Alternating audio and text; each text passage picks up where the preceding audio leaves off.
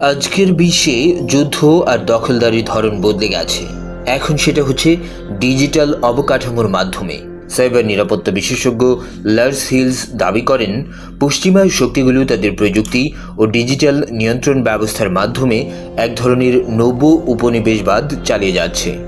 তার মতে বিশ্বের অনেক দেশ এখন ডেটা সেন্টার, সাবমেরিন কেবল এবং এআই অবকাঠামোর জন্য মার্কিন ও পশ্চিমা কোম্পানির উপর নির্ভরশীল হয়ে পড়েছে।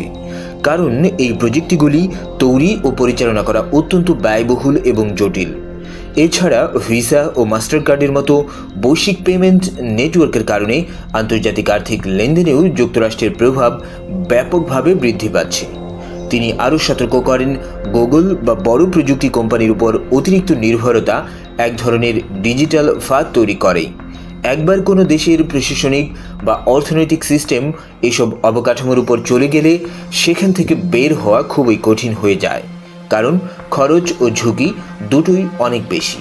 আর সবচেয়ে বড় উদ্বেগের বিষয় হলো এসব কোম্পানি ও সংশ্লিষ্ট প্রযুক্তি প্রতিষ্ঠান ব্যবহারকারীদের ডেটা সংগ্রহ করে বাণিজ্যিক বা কখনো নিরাপত্তা সংক্রান্ত কাজে ব্যবহার করতে পারে।